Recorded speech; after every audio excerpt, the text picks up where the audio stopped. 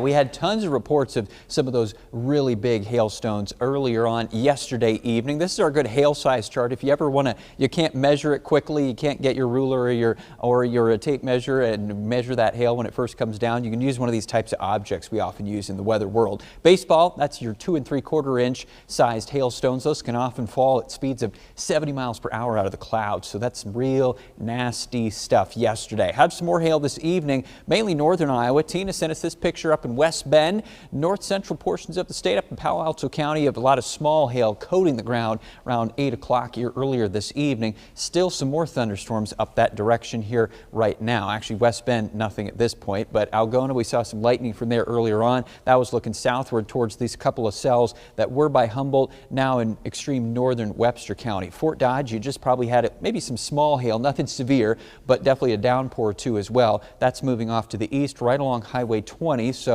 heads eastward. Eventually you'll get closer to Webster City here. Duncan before that, north of Lehigh, right along the Des Moines River Valley, Brushy Creek, the little lake here too.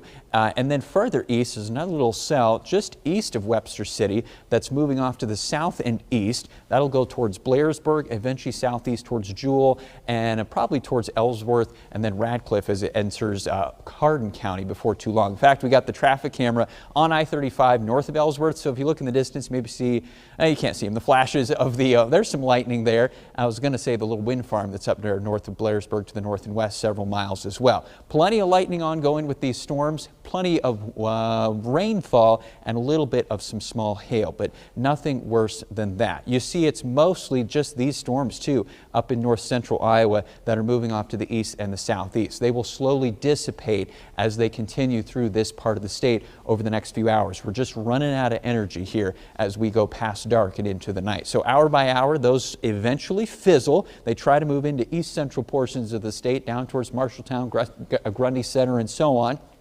And then we'll look at drier skies tonight and into tomorrow morning. Maybe a little bit of fog starts to creep in from eastern Iowa and a few clouds for the rest of the state tomorrow morning. And I think the rest of our Tuesday is going to be kind of a sun-cloud mix type of a day, partly sunny skies. Most of us dry. This is midday, and then towards the afternoon, another weak little ripple of energy in the atmosphere. Going to probably pop a couple more storms up in north central, northwestern Iowa as we head towards later tomorrow. So we're going to call it about a 20% chance of rain tomorrow. It's mainly going to be this part of the state for you folks up that direction again.